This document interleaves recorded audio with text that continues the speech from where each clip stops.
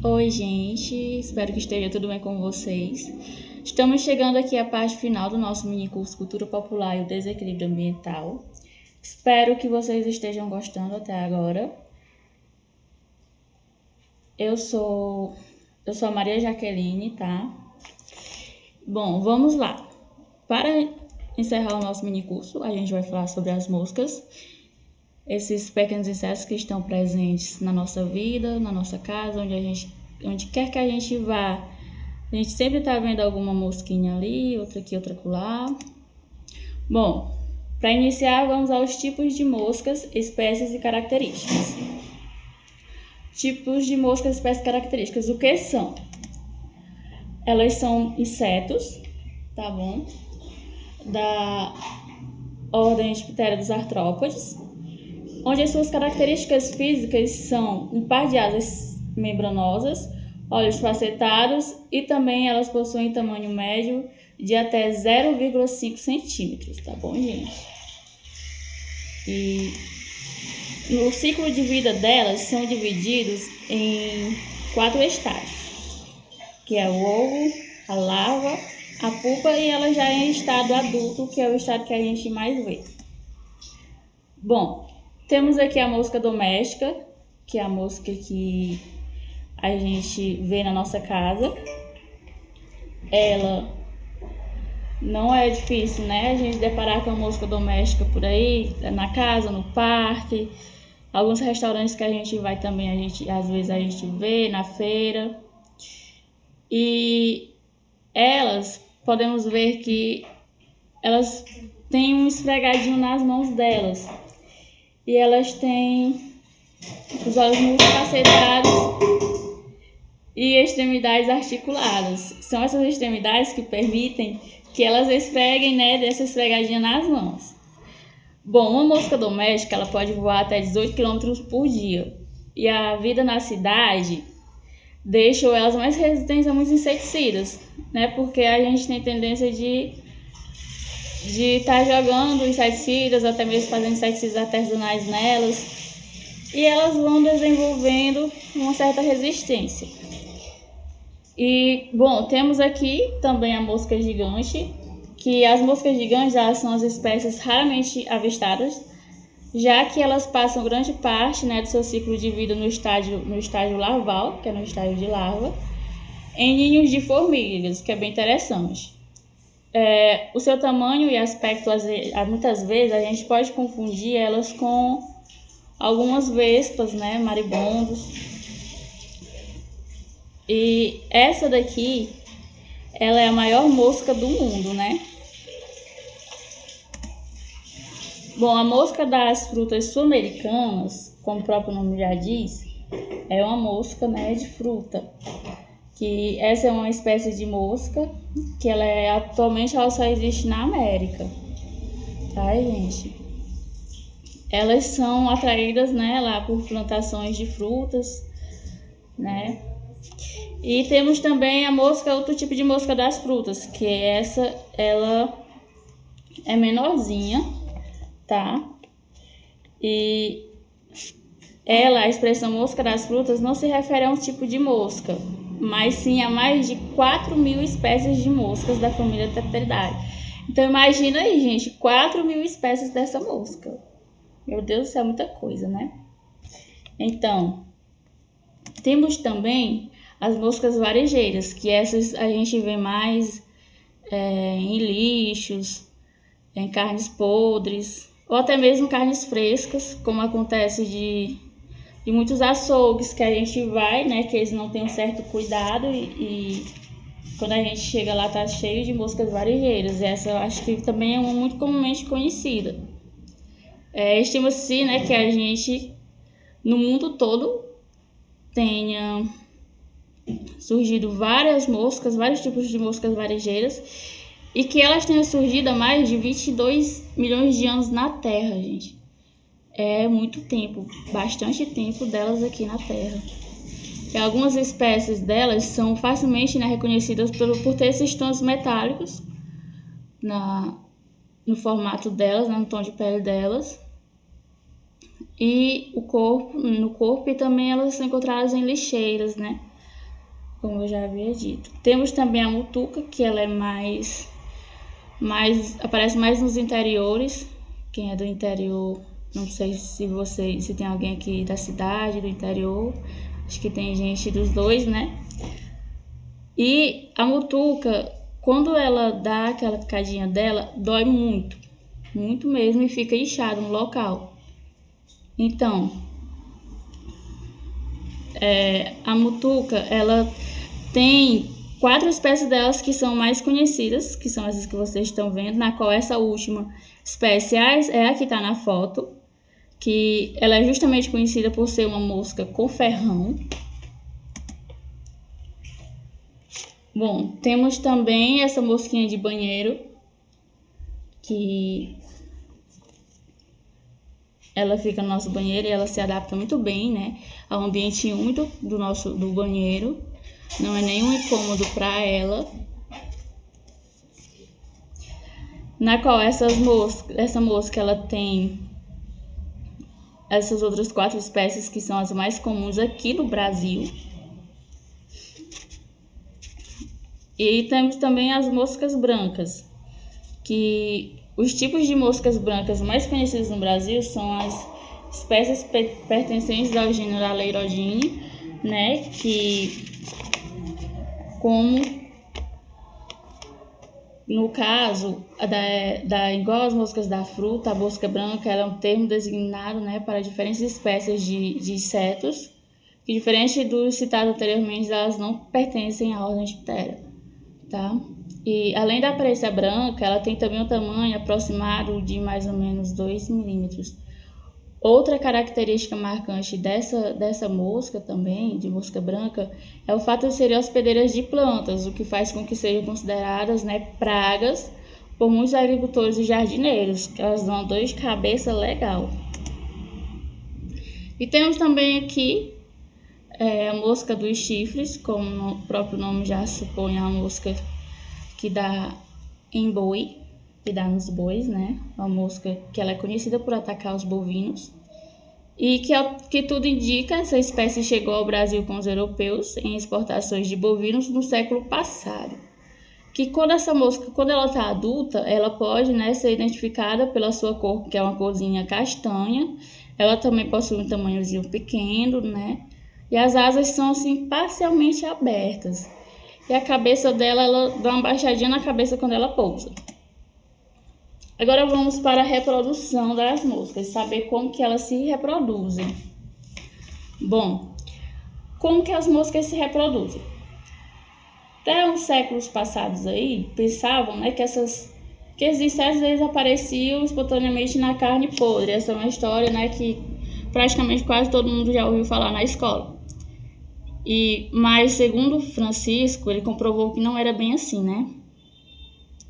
Que essas moscas elas passavam por um ciclo, que esse ciclo ele descendia de moscas já existentes, como o que acontece, né, com os insetos também, onde a reprodução das moscas ela decorre apenas do estado adulto, né? Só quando elas estão adultinhas. Mas antes que isso aconteça, o macho deve cortejar, fazer tudo bonitinho, a fêmea, para que a fêmea se agrade do macho. Se ela se agradar do macho, aí ele conquistou ela. É como que isso acontece? Como que esse macho ele conquista essa fêmea da mosca? Ele emite, né, umas vibrações que também ajudam a controlar a posição durante o voo dele. Aí, por isso que as moscas têm uns sons bastante característicos, uns sons assim que aqueles zumbidinho que nem todo mundo gosta também, né? Eles fazem tipo uma canção para elas, também liberam um cheiro, né, que são os feromônios, bem agradável para elas. Se ela decidir que não quer acasalar, aí ele dançou à toa, né, no caso. Agora, se ela decidir, ele leva a boa. E aí, o ato sexual das moscas, gente, ele dura no mínimo 10 minutos, tá bom? Aí agora, como nascem as moscas? Aí, que na outra imagem vocês podem ver ovos, né? ovos da mosca, que muitas vezes, quando elas põem em lugares assim abertos, muitas vezes é possível ver a olho nu também, não só através de microscópios, né? O que acontece? Depois do acasalamento, a fêmea, né, ela vai buscar um lugar bom para esses ovos eclodirem. Depois que ela escolher o lugar, ela vai lá, põe esses ovos, ela coloca esses ovos nesse local. E o local que ela vai escolher vai depender de cada mosca, né? Porque a mosca da fruta, ela vai escolher uma fruta. A mosca varejeira, ela vai escolher uma carne, alguma matéria orgânica podre, alguma lixeira, alguma coisa assim. E depois que esses ovos eles eclodem, né? Deles saem as larvinhas, aquelas larvas que muita gente acha nojento. E normalmente elas são assim da cor pálida e largas. De maneira popular, costumam ser chamadas de verme, né? No popularzão. A principal função dessas larvas, elas têm que se alimentarem para que elas possam conseguir aumentar de tamanho e se desenvolver e se tornarem a mosca adulta, no estágio adulto, né? O alimento delas também vai depender de cada espécie. Bom, as moscas e sua importância biológica para o homem. Temos aqui as moscas como veiculadoras de doenças. Elas possuem grande importância para o homem sob o ponto de vista biológico e, além do ponto de vista biológico, também no ponto de vista médico veterinário. Que do ponto de vista biológico, elas podem...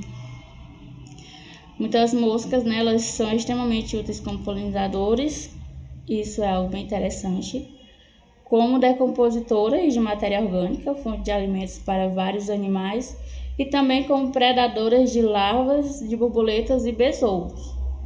Tá bom, gente? E do ponto de vista veterinário, que é outro ponto de vista, elas estão, né, sua importância está relacionada com a sinotropia, que é a capacidade que algumas moscas têm de frequentar ambiente rural, silvestre e urbano e, após visitarem dejetos e carcaças, veicular patógenos. Também a importunação de homens e animais pela hematofagia, às vezes intensa e dolorosa. E também agentes de miases, né? Bom, elas podem atuar como vetores. Elas podem estar atuando como vetores de duas formas, através da transmissão mecânica, que como as pessoas podem trazer para dentro de casa, né, sujeira impregnada no sapato, a mosca doméstica, que eu vou usar aqui como exemplo, ela pode carregar nas patinhas delas milhões de micro-organismos, porque vocês sabem, né, mosca é um inseto muito pouco, ela senta em qualquer lugar. Então, se ela fizer o pouso dela em um ambiente contaminado, ela vai sair com as patinhas dela tudo contaminadas. Aí de lá, ela sai desse ambiente sujo, vai e assenta por isso que é muito importante lavar os alimentos, porque ela sai desse ambiente sujo, com as patinhas cheias de micro-organismos. Aí ela contamina os alimentos, as bebidas, ela senta numa fruta e a pessoa come a fruta sem lavar, a pessoa fica contaminada, ela senta numa carne, a pessoa não viu, a pessoa come aquela carne. Isso é muito importante. Se você estiver comendo e uma mosca sentar na sua comida, joga a comida fora, não teme. Não coma aquela comida porque você pode estar se contaminando e ali posteriormente, né, desenvolver uma doença. Bom, e essa é, obviamente, né, uma forma de um homem contrair doenças debilitantes e até mesmo mortíferas, como a febre tifoide. Também tem a disenteria e até mesmo a cólera. A outra forma que ela pode atuar são através dos insetos hospedeiros, que é uma outra forma de transmissão, que esses insetos hospedeiros, eles podem ser hospedeiros de vírus, bactérias ou parasitas, né, que vão estar lá infectando as vítimas pela picada ou por outros meios. Bom, temos aqui agora algumas curiosidades sobre as moscas, que é a parte em que eu falei que elas podem ser consideradas polinizadoras. O que acontece? Que elas não são apenas, né, assim, esses animais incômodos que muitos pensam, elas também têm a sua importância para o nosso meio. Algumas das espécies delas, nem todas, né, elas são bastante benéficas para o ser humano. Por essa razão, eu vou aqui falar agora da parte que elas são polinizadoras, que elas têm quase o mesmo papel das abelhas e borboletas, que elas saem polinizando. E o que isso quer dizer? A mosca polinizadora, isso quer dizer que elas se alimentam do néctar, né, durante o estado já adulto dela, que ela transporta o pólen de uma flor até outra, e assim vai contribuindo para que a reprodução das plantas, para que haja, né, a reprodução das plantas e formação de frutos. Geralmente essas são conhecidas como as moscas azuis e verdes, tá? Temos também as moscas predadoras, né? Que elas também existem algumas espécies delas, assim, a grande maioria das moscas, elas se alimentam de outros insetos ou aracnídeos que são prejudiciais para o ser humano, né? Que podem trazer doenças, até doenças mortíferas. E temos aqui, por exemplo, as moscas das flores, que elas são predadoras de pragas como os afídeos e aleiroides, né? Essas moscas se assemelham fisicamente às abelhas e vespas. E temos também a parte que elas são alimentos de outros animais, né? Que são outras espécies de moscas que são muito incômodas e podem transmitir doenças. No entanto, são alimentos de muitos animais como aranha, rãs, sapos, aves. Às vezes no interior, né, o pessoal vê as mosquinhas voando assim, no meio do tempo, aí às vezes vem o passarinho e ó, crau, pega ela. E também, né, de peixes também. Por isso, para encerrar minha fala aqui sobre as curiosidades das moscas, por isso e por outras coisas também, a sua existência é fundamental para a vida de outros animais e, por isso, para o correto funcionamento do nosso querido ecossistema. Bom, eu trouxe aqui para vocês algumas crenças tradicionais a respeito das moscas, né? Que a que eu trouxe aqui foi a mosca e o saco. Essa é uma crença que eu ainda não tinha ouvido falar sobre ela. Achei até interessante, né? Porque às vezes tem aquela outra que o pessoal fala colocar vinagre, pega mosca, mas na verdade não pega. E temos aqui a mosca e o saco, que é algumas pessoas, né, mais velhas, elas dizem que quando a mosca vê um saco de água, ela fica assustada porque pensa que é uma teia de aranha e afasta-se dela. Outros que a moeda interna, né, simula a presença da aranha à espera para capturar sua presa. Bom, como que é essa mosca e o saco, né? A pessoa coloca uma certa quantidade de água dentro de um saco. Muitas pessoas acreditam que colocando a moeda fica mais verídico para a mosca, fica mais verdadeiro para elas, que é uma aranha ali na teia, né? Só que na verdade não é. É apenas água, um saco e a moeda. Que no final vocês vão saber se isso serve ou não realmente para espantar as moscas. Também há a crença de que as bolsas de águas refletindo a luz amedrontam ou desorientam as moscas, né, e fazem com que elas se afastem dela. Bom, isso é mito ou verdade? O que vocês acham? Vamos lá, o que os cientistas dizem. Até o momento, temos 2 estudos realizados por entomologistas norte-americanos, né, a eficácia desse método para afugentar esses insetos foi analisada e os dois tiveram o mesmo resultado. Que resultado foi esse?